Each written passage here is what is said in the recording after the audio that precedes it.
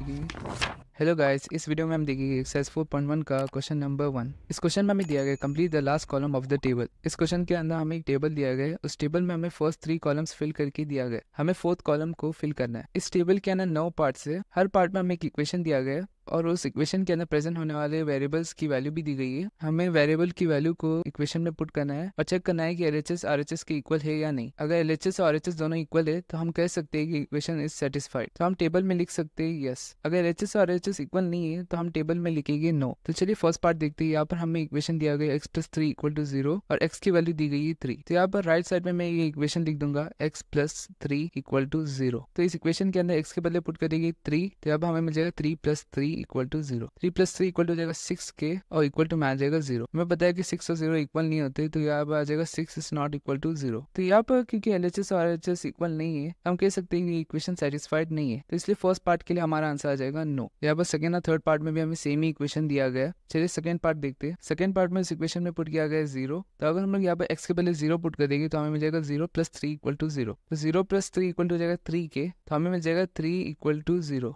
3 और 0 इक्वल नहीं है तो हम कह सकते हैं कि 3 इज नॉट इक्वल टू 0। तो यहाँ पर भी एलएचएस और आरएचएस इक्वल नहीं है, तो इसलिए हमें आंसर मिल जाएगा नो। थर्ड पार्ट के अंदर x की वैल्यू दी गई है -3। तो इस इक्वेशन के अंदर हम लोग x के बदले -3 पुट करेंगे तो हमें मिल जाएगा -3 + 3 = 0। -3 + 3 इक्वल टू हो जाएगा 0 के, यहाँ पर इक्वल में आ जाएगा 0। तो यहाँ पर एलएचएस और आरएचएस इक्वल है, तो हम कह सकते हैं कि इक्वेशन सेटिस्फाइड है। तो इसलिए इस पार्ट का आंसर आ जाएगा यस। नेक्स्ट पार्ट में हमें इक्वेशन दिया गया x - 7 = 1 और x की वैल्यू दी गई है 7। तो यहाँ पे x के बदले 7 पुट कर देंगे तो हमें मिल जाएगा 7 - 7 जो कि इक्वल टू होता है 0 के। तो 0 और 1 इक्वल नहीं है, तो यहाँ पर ये इक्वेशन सेटिस्फाई नहीं होगी, इसलिए हमारा आंसर आ जाएगा नो। नेक्स्ट पार्ट में भी यहाँ पे सेम इक्वेशन दी गई है। यहाँ पे x की वैल्यू 8 दी गई है, तो इस इक्वेशन के अंदर हम लोग x के बदले 8 डाल देंगे तो हमें मिल जाएगा 8 - 7 जो कि इक्वल टू होता है 1 के। यहाँ पर 1 = 1 आ रहा है, इसका मतलब एलएचएस और आरएचएस दोनों इक्वल है, तो इसलिए इक्वेशन सेटिस्फाई हो जाएगी और हमारा आंसर आ जाएगा यस। नेक्स्ट पार्ट में हमें इक्वेशन दिया गया 5x = 25 और x की वैल्यू दी गई है 0। तो इस इक्वेशन के अंदर x के बदले 0 पुट करेंगे तो हमें मिल जाएगा 5 × 0। 5 × 0 इक्वल टू हो जाएगा 0 के। तो 0 और 25 इक्वल नहीं है, तो यहाँ पर इस पार्ट के अंदर आंसर आ जाएगा नो।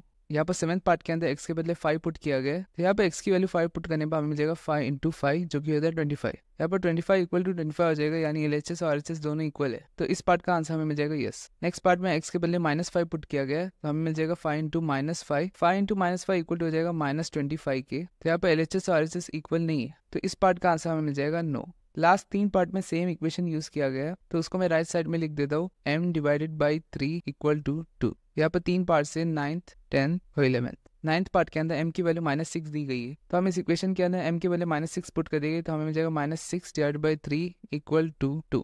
यहाँ पर 3 1 से 3 आ जाएगा और 3 - 2 से हो जाएगा -6। तो यहाँ पर हमें मिल जाएगा -2 = 2। तो यहाँ पर -2 और 2 इक्वल नहीं है, तो हम लिख सकते हैं -2 नॉट इक्वल टू 2। तो क्योंकि यहाँ पे एलएचएस और आरएचएस इक्वल नहीं है, तो इस पार्ट का आंसर आ जाएगा नो। नेक्स्ट पार्ट में यहाँ पे m की वैल्यू 0 दी गई है, तो इसलिए इस इक्वेशन के अंदर हम लोग m के बदले 0 पुट कर देंगे तो हमें मिल जाएगा 0/3 = 2। 0 को किसी भी नंबर से डिवाइड करने पर हमें मिल जाएगा 0 और इक्वल टू में आ जाएगा 2। 0 और 2 इक्वल नहीं है, तो हमें मिल जाएगा 0 नॉट इक्वल टू 2। यहाँ पर भी एलएचएस और आरएचएस इक्वल नहीं है, तो हमारा आंसर आ जाएगा नो। लास्ट पार्ट में m की वैल्यू 6 दी गई है, तो इस इक्वेशन के अंदर हम लोग m की वैल्यू 6 पुट कर देंगे तो हमें मिल जाएगा 6/3 = 2। यहाँ पर 3 1 से 3 आ जाएगा और 3 2 से 6 आ जाएगा, हमें मिल जाएगा 2 = 2। तो यहाँ पर एलएचएस और आरएचएस इक्वल है, तो इसलिए लास्ट पार्ट का आंसर आ जाएगा यस। तो हमारा क्वेश्चन नंबर 1 कंप्लीट हो चुका है।